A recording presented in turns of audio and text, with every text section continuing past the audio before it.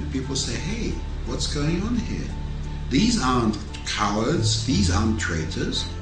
Most of them are officers, by the way. So if these guys are refusing, there must be something wrong here.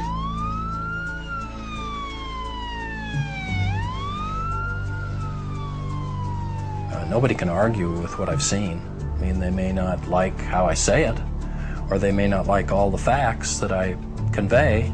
It may sound like I'm imbalanced, but the fact is, when you're dealing with oppression, there is no balance.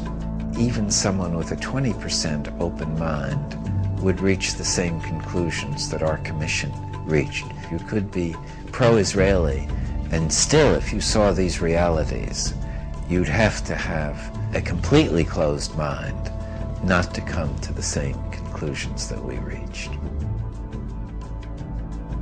So the violence begins with the occupation. The opposition is resistance to the occupation. Resistance to violence is legitimate in any country in the world. I may disagree with some of the acts of resistance. I think some of the tactics are stupid. Attacks on Israeli civilians are stupid, immoral, and counterproductive. They should be stopped. We should not use violence whatsoever, because it really destroys our intentions, and it destroys our position, which is in the higher moral standing. We are the victims, and the world should not understand that we are the victims. Criticizing the Israeli government policy for assassinating people or for shooting children and maiming them, for thousands of children, that's not anti-Semitic, that's humane. We have to tell the truth about what's going on and say as clearly as we can, if you keep going down this path, you're going to destroy yourselves. No enemy will have to destroy you. You're rotting from within because of the methods you're using against innocent people. I don't think, even with the best video that you can make, Americans will really understand what it is like to be a Palestinian under occupation.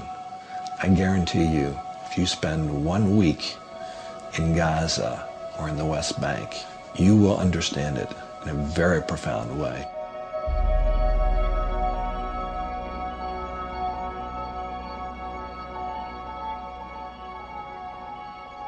All the wars of independence, you can start, if you want, with the war of independence of the United States. They said no taxation without representation.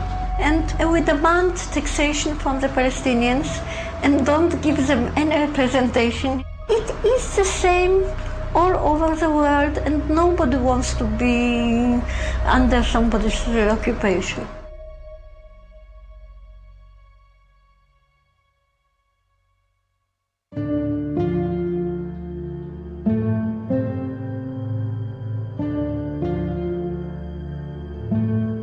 As an Israeli, we go to India and to South America to meet the Native American Indians. We're looking for these indigenous people with some kind of more rooted wisdom, and they're right here.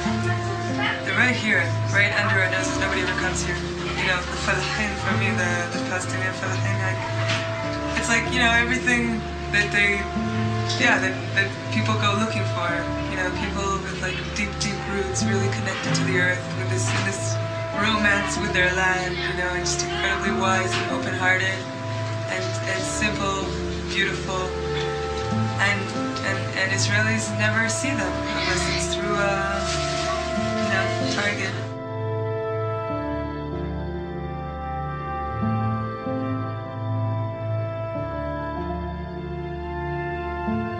I wish that people knew what was really going on here, and I wish that people could see these people through my eyes. That's what often I'm looking at people and they're so incredibly beautiful, and I'm just thinking, I wish that Israelis for 1 minute see them through my eyes.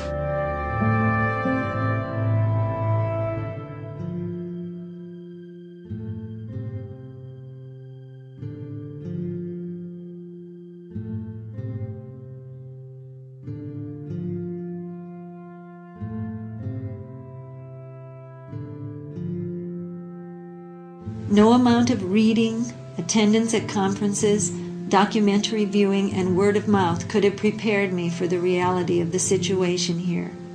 You just can't imagine it unless you see it.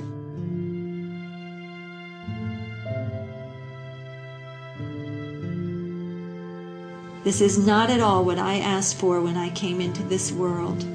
This is not at all what the people here asked for when they came into this world. This is not the world you and Dad wanted me to come into when you decided to have me. This has to stop.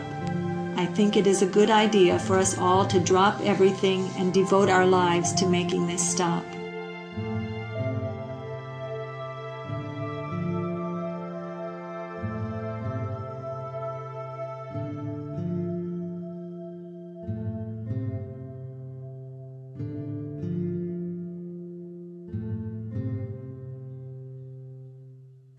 The real battle for justice in the Middle East has to be fought and won here in America.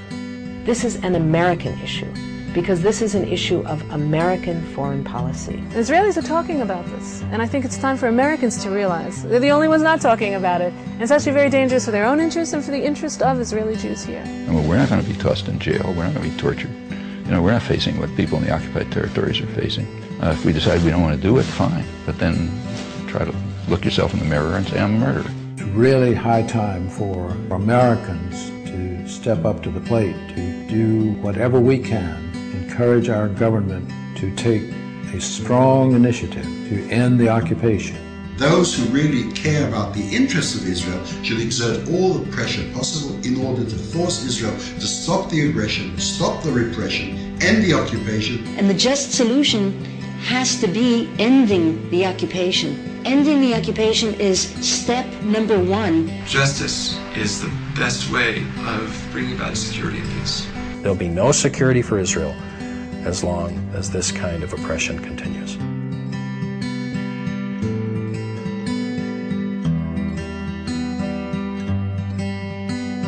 Close my eyes tonight.